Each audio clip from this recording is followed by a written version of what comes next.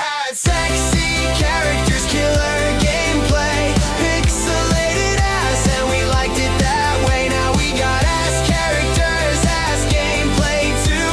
8K everything, but nothing to do. What was the point? Where the heart go? What was the point? We used to know. What was the point of all that power? If the best part died somewhere in the final hour. Hot samurai girls in the rain again.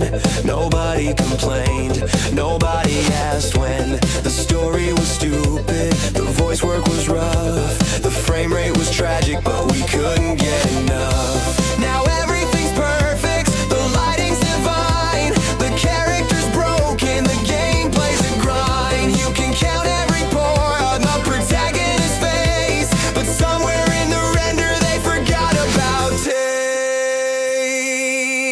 Oh, ass graphics, hot base blades in the rain. Now 8K everything, but zero games. Sexy was the point, fun was the aim. Bring back the zone, no more shame.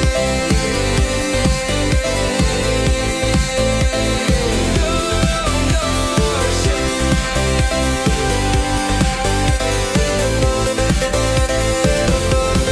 We had sexy characters, killer gameplay, pixelated ass, and we liked it that way. Now we got ass characters.